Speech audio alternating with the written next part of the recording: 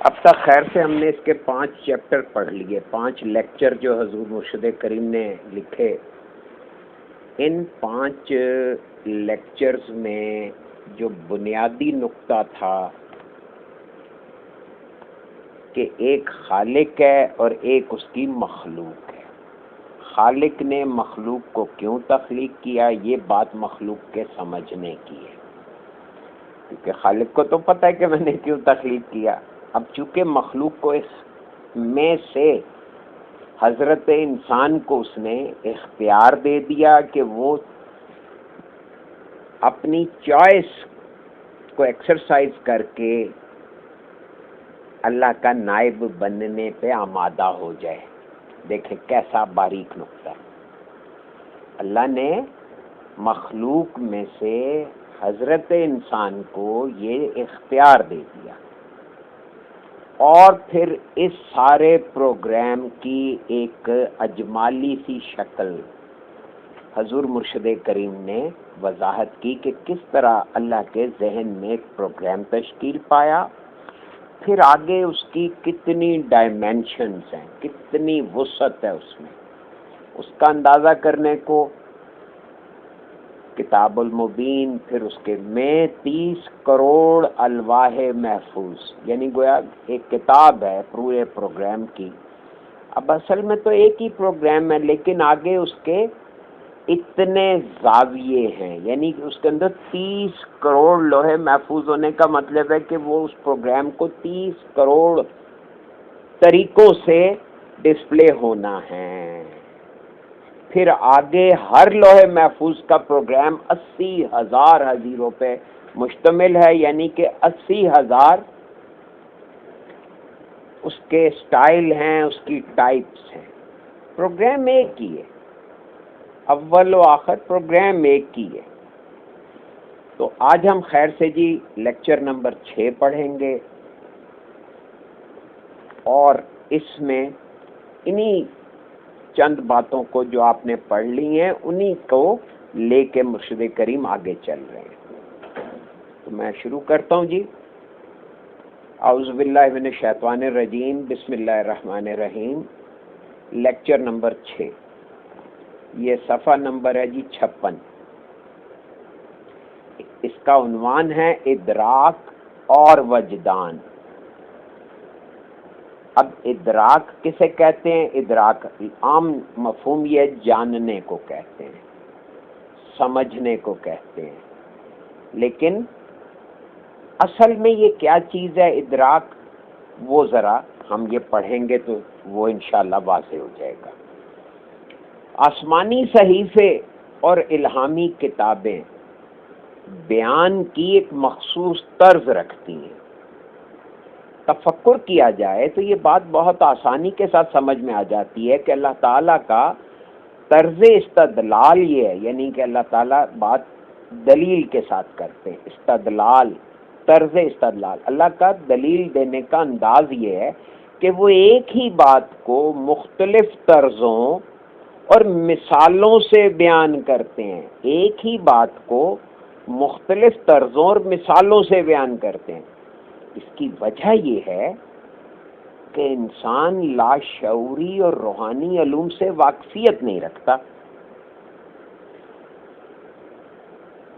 اور روحانی علوم شعوری علوم سے مختلف ہوتے ہیں۔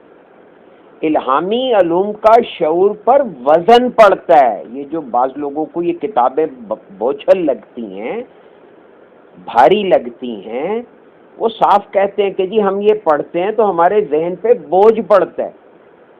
تو یہ الہامی علوم کا شعور پر وزن پڑتا ہے۔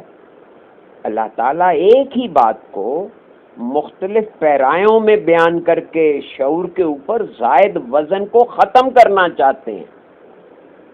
یہ ہے اللہ کے مختلف پیرایوں میں بات کو بار بار واضح کرنے کی اصل حکمت، کہ شعور پہ جو وزن پڑ رہا ہے وہ نہ پڑے، یعنی اللہ تو اتنا خیال رکھتا ہے اپنی مخلوق کا۔ کتاب لوح قلم جو حضور قلندر بابا اولیاء کی تصنیف ہے، ہم سب کے سامنے اس کتاب کا طرز استدلال خالص روحانی اور الہامی ہے. اس کتاب کا طرز استدلال اور طرز بیان دونوں خالص روحانی اور الہامی ہے. ایک ہی بات کو بار بار اور مختلف پیرایوں میں اور مختلف مثالوں میں بیان کیا گیا. اب دیکھیں نا، ہم یہ سمجھتے ہیں کہ لوح قلم میں کوئی بار بار کوئی ایک بات، ہر بار ایک نئی بات بیان ہو رہی ہے. نہیں، چند باتیں ہیں جن کو بار بار بیان کیا جا رہا ہے. اب یہ کون کہہ رہا ہے، کون بتا رہا ہے؟ یہ مرشد کریم بتا رہے ہیں جو شارح ہیں اس تصنیف کے جس کو لوح قلم کہا جاتا ہے. یہ اس کی شرح میں فرما رہے ہیں. اور یہی طرز استدلال قرآن کا بھی ہے، اور یہی طرز استدلال دوسری الہامی کتب توریت، زبور، انجیل اور گیتا کا ہے. لوح قلم کی تشریح میں بھی یہ ایک ہی بات کو کی تشریح میں بھی ایک ہی بات کو مختلف زاویوں سے بیان کیا گیا ہے. بتانا یہ مقصود ہے، اور یہ مقصود بتا رہا ہے بتانا یہ مقصود ہے کہ اللہ تعالیٰ کا کائناتی علم، اللہ تعالیٰ کا وہ علم جو کائنات کی بابت ہے، اللہ تعالیٰ کا کائناتی علم درجہ بدرجہ تنزل کر کے مخلوق کے خد و خال اور زندگی کے تقاضے ہیں. یعنی کہ وہ خد و خال بھی بنتا ہے وہی علم، اور زندگی کے تقاضے بھی بنتا ہے. جس طرح اللہ تعالیٰ کا علم سیڑھی بہ سیڑھی صعود کرتا ہے، یعنی اوپر کو چڑھتا ہے، انا للہ و انا الیہ راجعون، یعنی کہ اوپر سے آتا ہے اور پھر واپس اللہ ہی کی طرف چڑھتا ہے. تحقیق ہر چیز اللہ کی طرف سے اور اللہ ہی کی طرف لوٹ جاتی ہے. اللہ تعالیٰ کا علم جب نزول کرتا ہے تو مخلوق کا ادراک بن جاتا ہے. دیکھیے، مخلوق کا ادراک بن جاتا ہے. تو گویا جب علم آپ کے حواس کی گرفت میں آ گیا، آپ کی فہم کی گرفت میں آ گیا، تو وہ ادراک کہلایا. تو اللہ تعالیٰ کا علم جب نزول کرتا ہے، جب اللہ کا علم نزول کرتا ہے تو مخلوق کا ادراک بن جاتا ہے.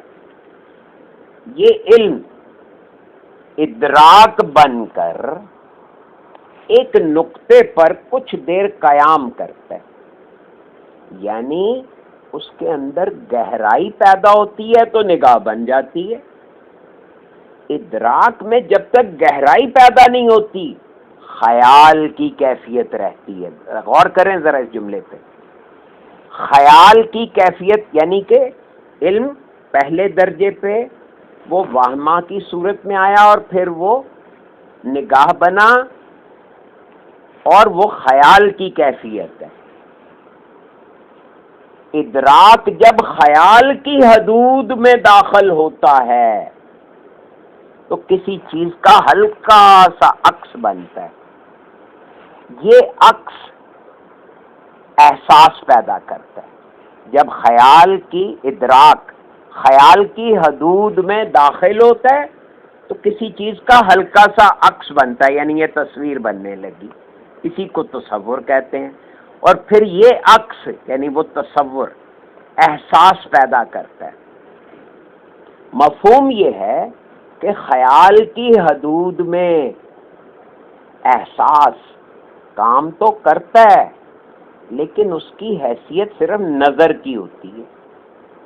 اور جب یہ احساس، وہ جو خیال کی وجہ سے احساس پیدا ہوا، وہ احساس ایک ہی نقطے پر چند لمحوں کے لیے مرکوز ہو جاتا ہے تو اس نقطے میں خد و خال اور شکل و صورت پیدا ہو جاتی ہے. اور یہ خد و خال اندرونی نگاہ کے سامنے آ جاتے ہیں. نگاہ کے سامنے آنے والے ماورائی خد و خال، کیونکہ ابھی وہ مادی خد و خال نہیں بنے، اس لیے ان کو ماورائی کہا.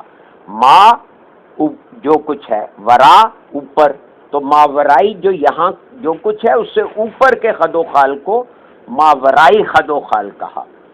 جب ایک ہی نقطے پر چند لمحے اور مرکوز رہتے ہیں، یعنی نگاہ کے سامنے آنے والے ماورائی خد و خال جب ایک ہی نقطے پر چند لمحے اور مرکوز رہتے ہیں، یا یوں کہیے کہ نگاہ ان ماورائی خد و خال پر چند لمحے اور مرکوز رہتی ہے، تو وہ نقطہ چاہے وہ نوع ہے، چاہے وہ فرد ہے یا شے ہے، گویا ہو جاتی ہے، یعنی بولنے لگتی ہے، قوت گویائی، یعنی وہ نقطہ کمیونیکیٹ کرنے لگتا ہے، بتانے لگتا ہے کہ میں کیا ہوں۔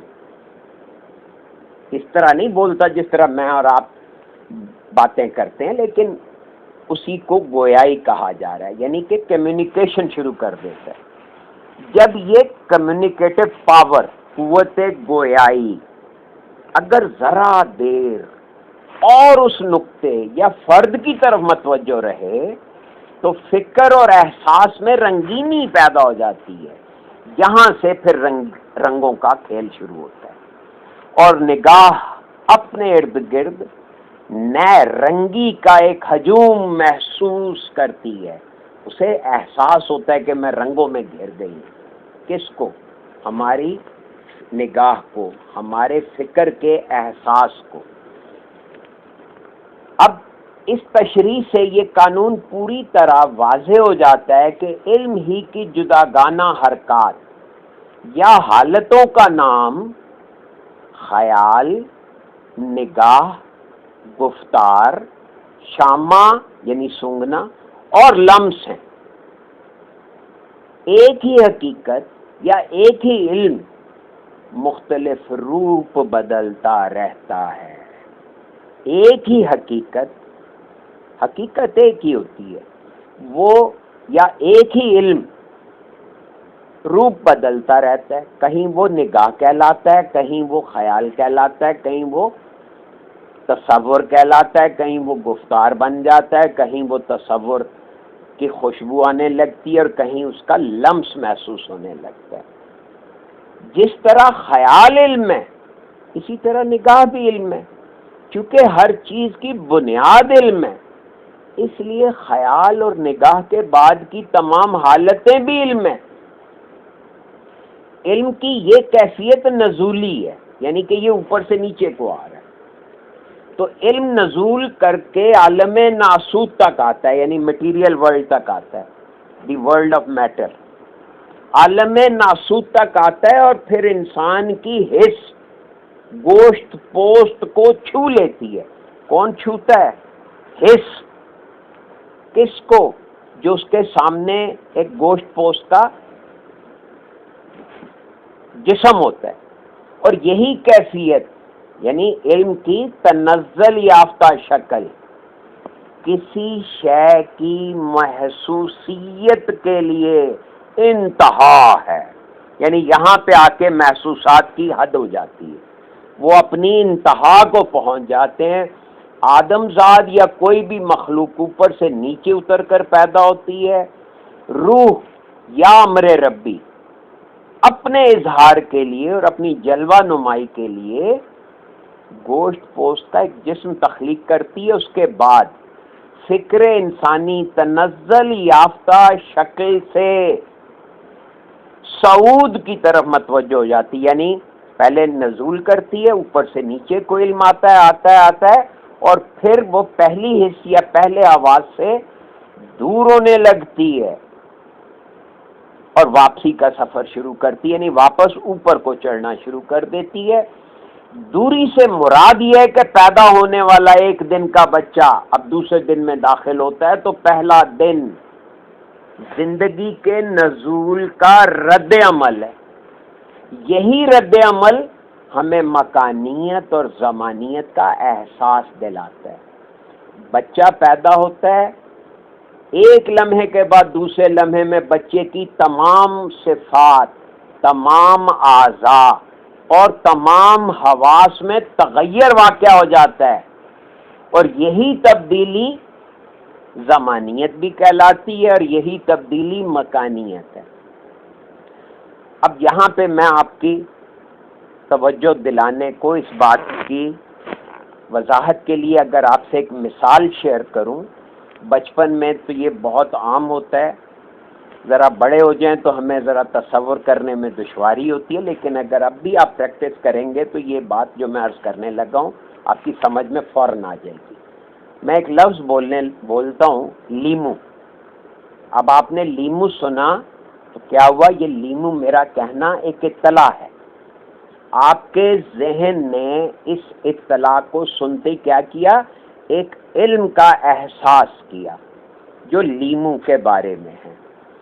اب اس علم میں کیا ہوا کہ جب آپ کا ذہن اس لیمو پہ رکا اور لیمو کا خیال گہرا ہونا شروع ہوا تو آپ کے ذہن میں اس کے خد و خال آنے لگے، اس کا رنگ روپ اور اس کی نقش و نگار ابھرنے لگے، اس کی گولائی ذہن میں آنے لگی، اور آپ کے ذہن میں اور زیادہ احساس پیدا ہوا تو آپ نے کہا اچھا یہ اس میں تو کھٹاس ہوتی ہے، یعنی لیمو گویا آپ کے ساتھ گویا ہو گیا، بولنے لگا اور اس نے اپنی صفات آپ سے شیئر کرنا شروع کر دی۔ مزید گہرائی پیدا ہوئی تو تھوڑی دیر میں کیا ہوا کہ آپ کو اس کے رنگ واضح ہونے شروع ہو گئے، اور آپ نے جب اس کو کاٹنے کا سوچا تو آپ کو اس کے کھٹاس کا اتنا گہرا تاثر ابھرا کہ آپ کے منہ میں پانی آ گیا۔ یہ سب کیا ہوا کہ ایک اطلاع کے زیر اثر وہ خیال تصور بنا، تصور نے احساس کی شکل اختیار کر لی۔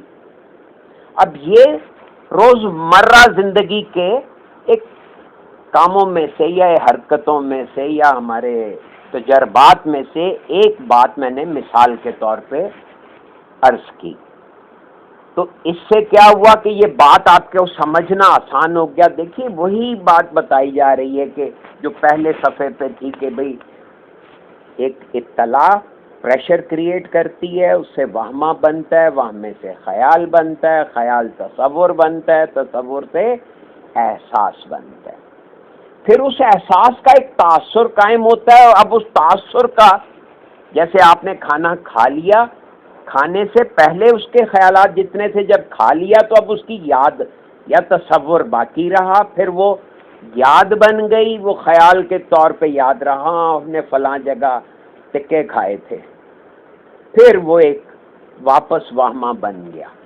تو یہ نزول اور صعود کے 6 درجے ہر وقت ہو رہے ہیں، ہر لمحہ ہو رہے ہیں۔ ہمارا ذہن باطنی طور پہ یہ سب کچھ کر رہا ہے، ہمیں شعوری طور پہ اس کو سمجھنا ہے، یہ سمجھانے کے لیے ساری باتیں فرمائی جا رہی ہیں۔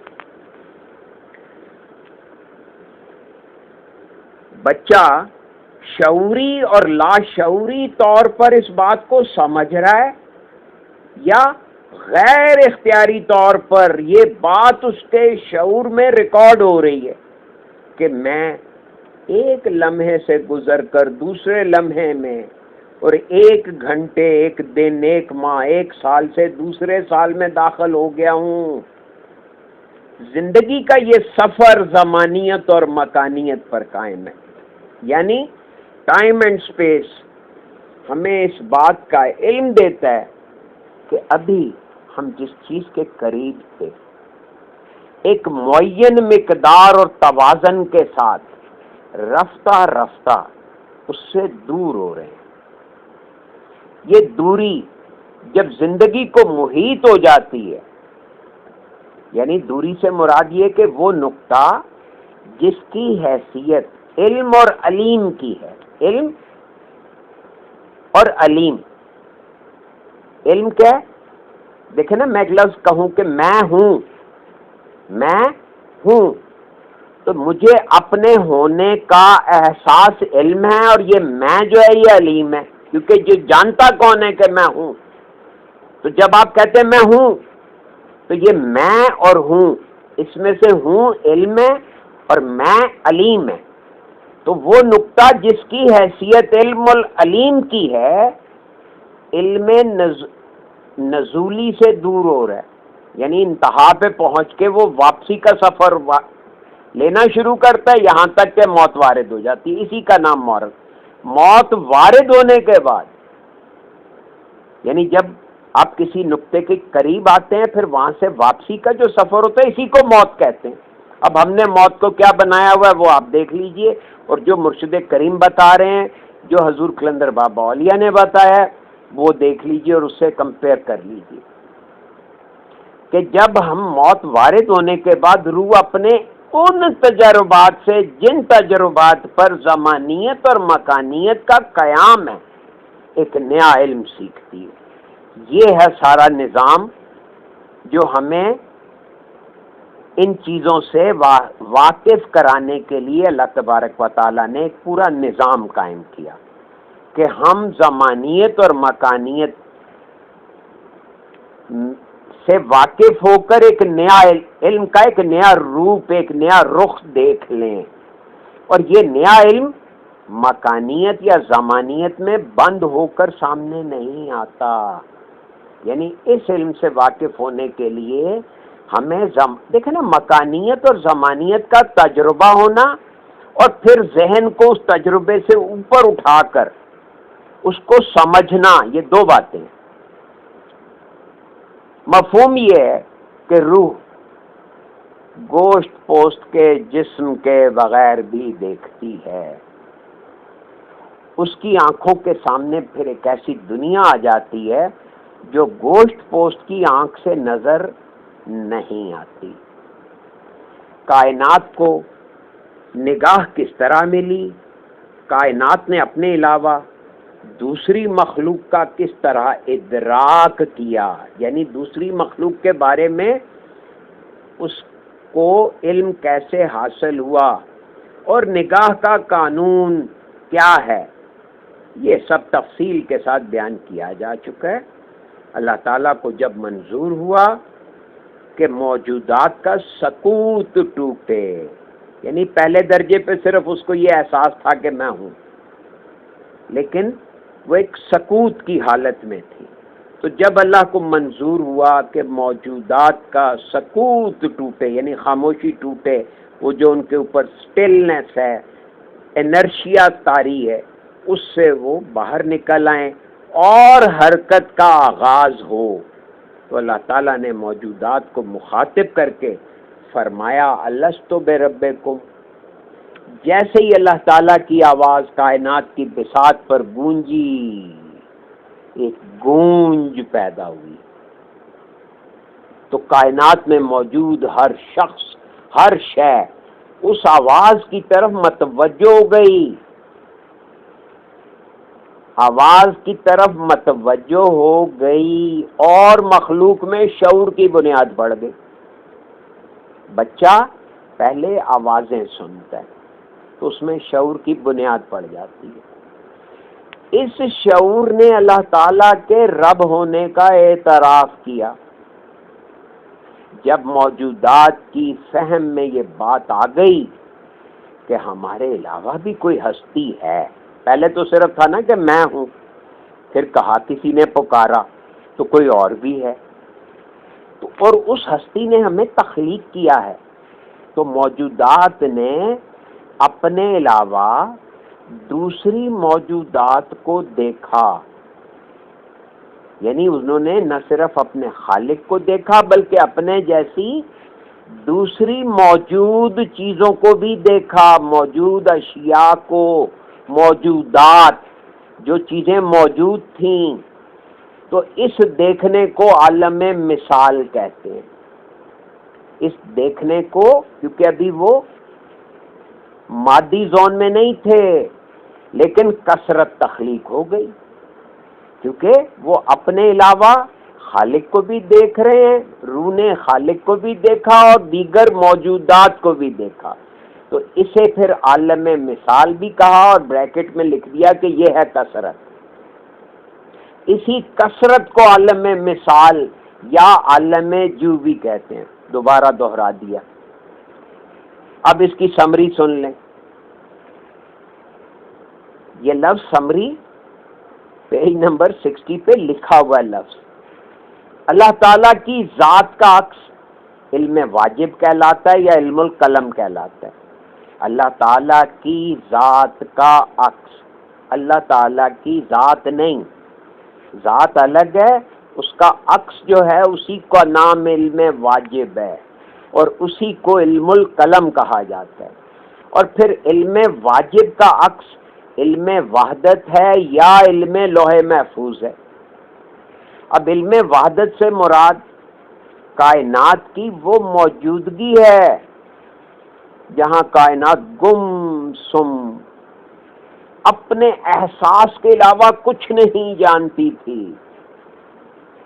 اب یہ لوح محفوظ کا عکس آگے عالم تمثال بنا رہا ہے، عالم تمثال کا عکس عالم تخلیق، یعنی جہاں چیزیں یا روشنیاں خلط ملط ہو کر عالم ناسوت یعنی کہ میٹر بنا رہی ہیں۔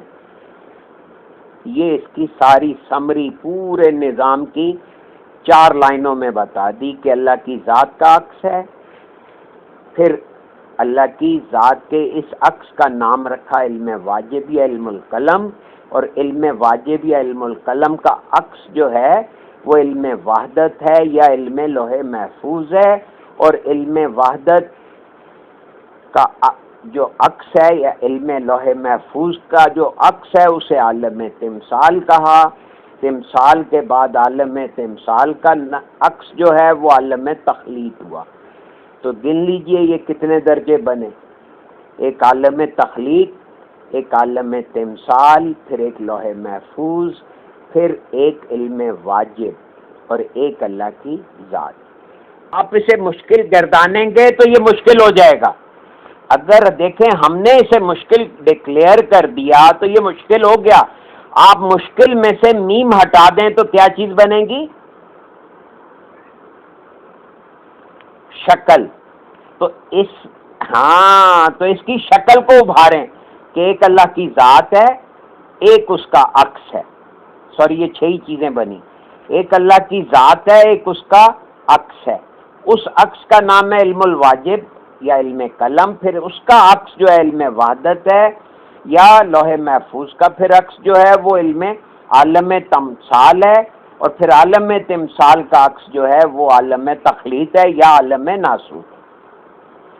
بس کتنا یہ 6 لفظوں کو یاد کر لیں تو انشاءاللہ یہ ذہن نشین ہوتا چلا جائے گا۔ ٹھیک ہو گیا جی؟